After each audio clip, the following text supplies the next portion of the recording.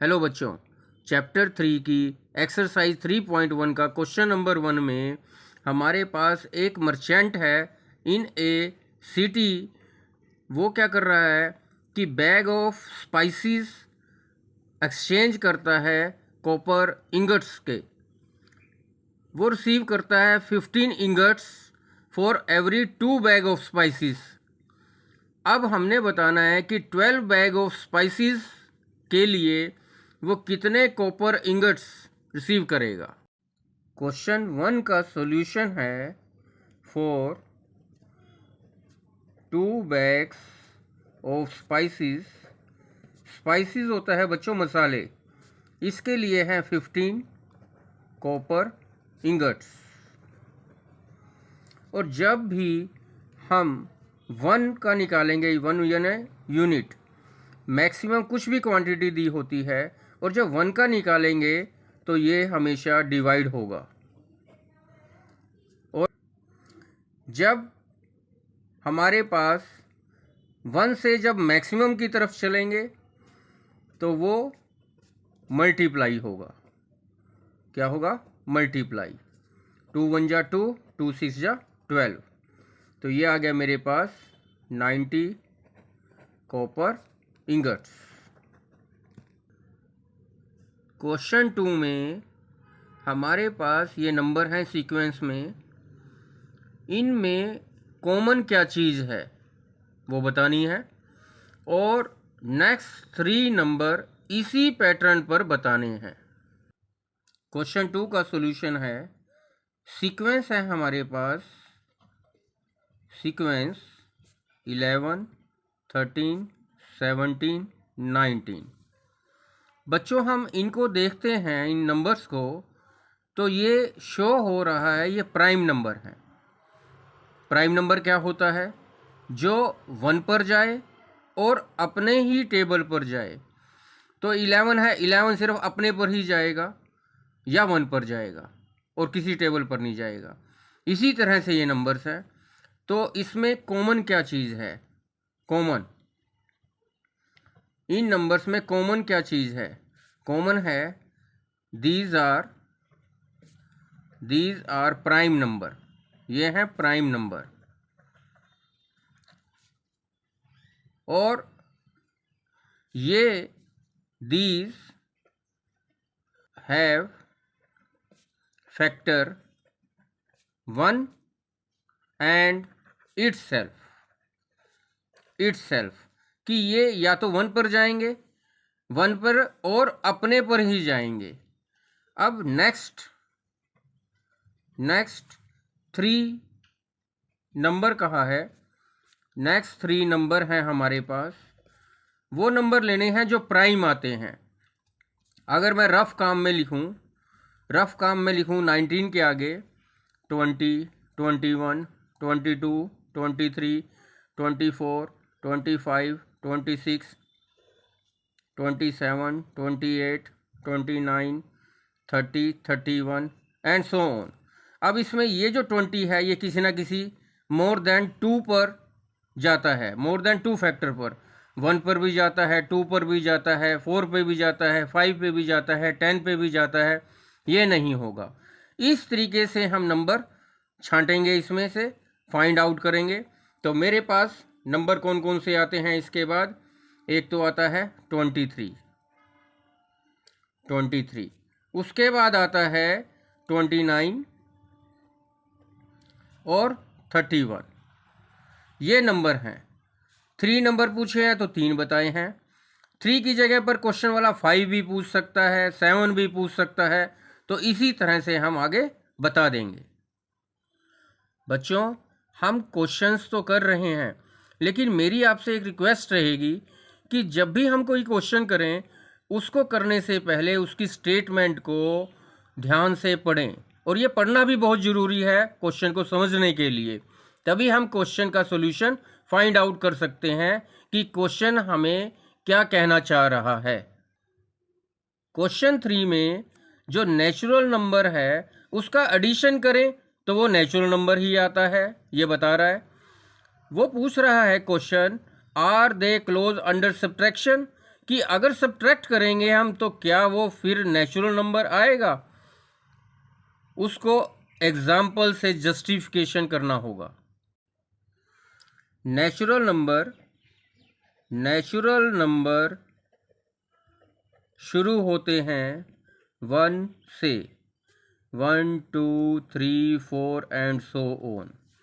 जब भी हम इनको ऐड करेंगे, 1 + 2 किया 3 आ गया, ये भी नेचुरल नंबर है। 2 + 3 करेंगे 4 आ जाएगा, वो भी नेचुरल नंबर होगा। 4 + 5 करेंगे 9 आ जाएगा, वो भी नेचुरल नंबर होगा। तो जब भी 2 नेचुरल नंबर का एडिशन होगी वो नेचुरल आएगा। जब हम दो नेचुरल नंबर को सब्ट्रैक्ट करते हैं, उनका रिजल्ट नेचुरल नंबर आए ये जरूरी नहीं है। When two natural number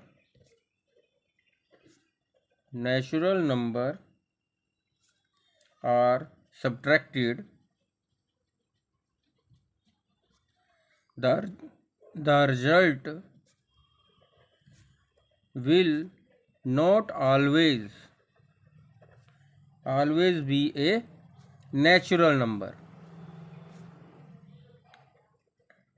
Example,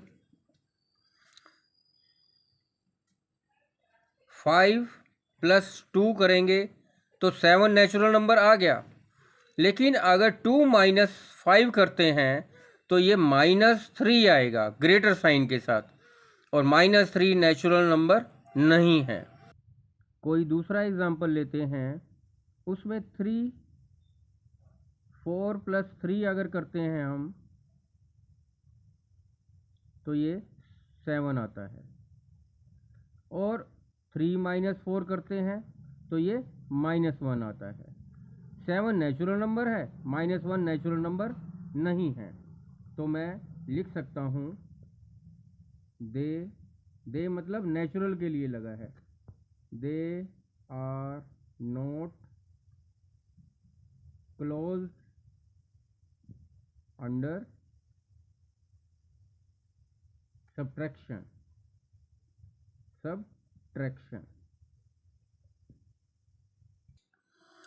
question 4 में एंशिएंट इंडियन जो टेक्निक यूज़ करते थे काउंटिंग की अपनी फिंगर्स को लेकर, वो आज भी बच्चों यूज़ होती है। आप लोग सब्ट्रैक्ट में, एडिशन में यूज़ करते हो, और हर फिंगर में 3 जॉइंट्स हैं, और थंब से आप काउंट करते हो। एक हाथ में कितने काउंट हैं, और ये जो है हमारे पास एंशिएंट बेस 12 काउंटिंग सिस्टम कैसे है। बच्चों, क्वेश्चन नंबर 4 में हमारे पास इन 1 हैंड 4 फिंगर हैं ये, और 1 थंब है ये। In the 1 finger these are the 3 count, 1 2 3। With the help of thumb से हम काउंट करते हैं फिंगर्स को, 1 2 3 4 5 6 7 8 9 10 11 12। इस तरह से ये 12 काउंटिंग सिस्टम डेवलप हुआ था पुराने समय में, जो आज तक चल रहा है, हम लोग यूज़ करते हैं, आप बच्चे भी यूज़ करते हो अपनी एडिशन में, अपनी सब्ट्रैक्शन में काउंटिंग कर कर हम यूज़ करते हैं।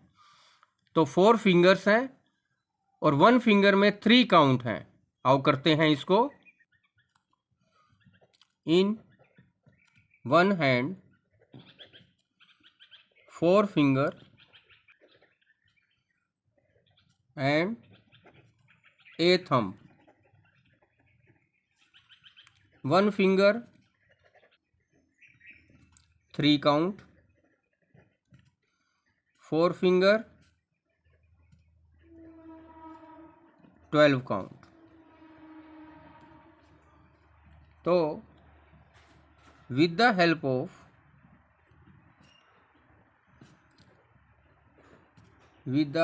of thumb we can count from 1 to 12। ancient people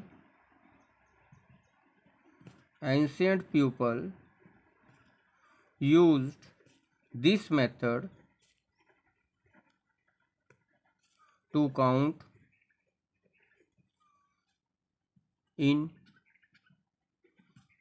group of 12.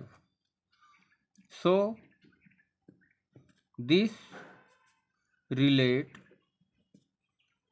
to ancient base 12 counting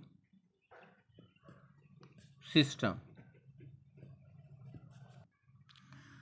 बच्चों, हम एक हाथ में 12 काउंटिंग ही कर सकते हैं थंब से, तभी एंशियंट टाइम से हमारे पास बेस 12 काउंटिंग सिस्टम डेवलप हुआ था, जो आज भी यूज़ हो रहा है।